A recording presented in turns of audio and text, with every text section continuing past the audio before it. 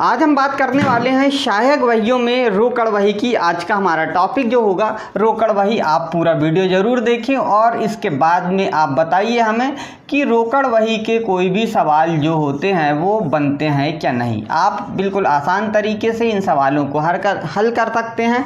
और हमारा जो टॉपिक आज का रोकड़ वही क्या है, हमने यहाँ पे सहायक वहीयों में बात किए थे जो विभिन्न प्रकार की सहायक वहियाँ जैसे क्रय वही, विक्रय वही, क्रय वापसी, विक्रय वापसी, देय बिल वही, प्राप्य बिल वही और इन सब के बाद एक मुख्य जर्नल की बात किए थे।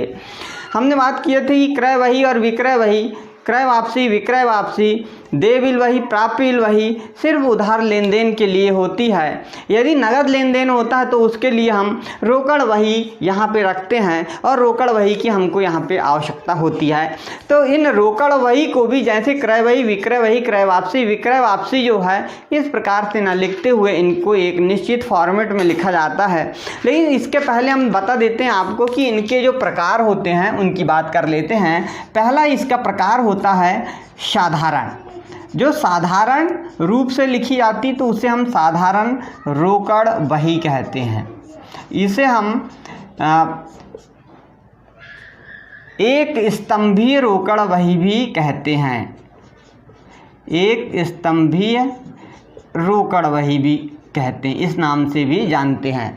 दूसरा है उसमें दो स्तंभ बनते हैं। स्तंभ यानी लाइनें जो खींची जाती है वो दो टाइप की खींची जाती है, इसलिए उसे हम बोलते हैं द्विस्तंभीय रोकड़ वही।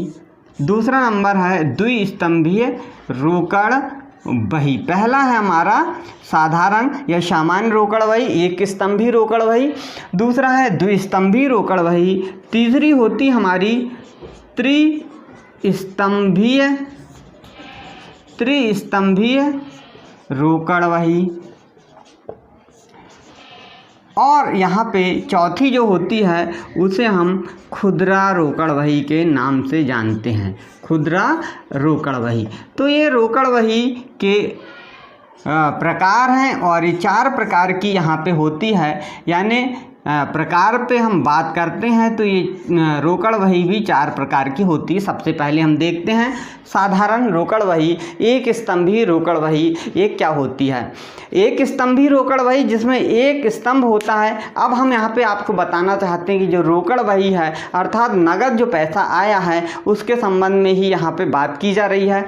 तो पैसा आएगा या जाएगा, यानी आपको या तो प्राप्ति होगी, पैसा मिलेगा यानी प्राप्ति होगी, या आप पैसे दोगे यानी भुगतान होगा। तो हम इसे याद रखने की दृष्टि से एक प्रारूप बना लेते हैं और उसे हम बोलते हैं साधारण रोकड़ वही। अब हम कैसे इसे याद रखें या इस प्रारूप को याद कैसे रखें उसका साधारण सा तरीका है।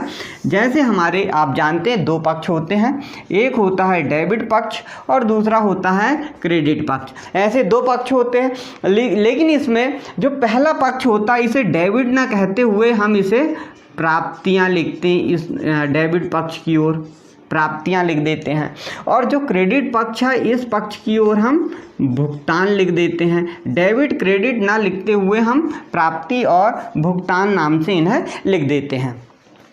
अब हम सुविधा की दृष्टि से इसे 2 भाग में बांट लेते हैं। पैसा आया तो प्राप्ति की ओर, पैसा गया तो भुगतान की ओर हम यहाँ पे लिख लेंगे। अब जो हमें लेन देन हुए हैं उसे हमें नियमित तौर पर अर्थात किस डेट को पैसा आया, किसको दिया, किससे आया, किसको गया, ये सब हमें लिखना पड़ेगा। इसीलिए हम एक यहाँ पे दिनांक का कॉलम भी बना लेते हैं कि किस तारीख को हमको पैसा आया या गया। इसके लिए दिनांक, जैसे प्राप्ति में दिनांक ऐसे ही हम भुगतान में भी एक दिनांक का यहाँ पे कॉलम बना लेंगे, दिनांक लिख देंगे। इसके बाद में किस व्यक्ति से मिला या किस व्यक्ति को भुगतान किया या किस लिए भुगतान किया उसका कारण जो है उसे हम यहाँ पे विवरण में लिख देंगे, विवरण में लिख दिया जाएगा। इसलिए दोनों पक्ष की ओर एक विवरण पक्ष तैयार कर दिया जाएगा। अब इसके बाद में यहाँ पे देखिए एक लाइन खींच के जो बीजक होता है, बीजक से हमें बनाना पड़ता है, इसलिए बीजक संख्या की बात आएगी यहाँ पे। और इस तरफ भी हम बीजक संख्या यहाँ पे लिख देंगे, बीजक संख्या।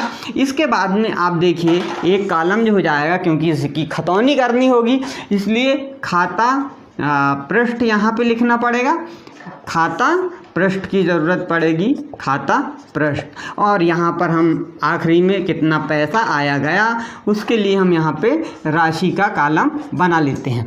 इस प्रकार पैसा आया तो प्राप्ति पक्ष की ओर, पैसा गया तो भुगतान पक्ष की ओर। यहाँ पे जैसे हमने विक्रय किया तो हमारे पास पैसा आया इसलिए वो प्राप्ति पक्ष की ओर हो जाएगा, डेट लिख देंगे, विक्रय लिख देंगे और जो राशि आई वह लिख देंगे। तो आज हमने प्रारूप समझाया, संभवतः आप सभी को यह प्रारूप समझ में आया होगा। यदि आपको कोई प्रॉब्लम है तो आप कमेंट बॉक्स में ज़रूर लिखें और इस वीडियो को अधिक से अधिक शेयर करें, जिससे अधिक से अधिक स्टूडेंट तक ये वीडियो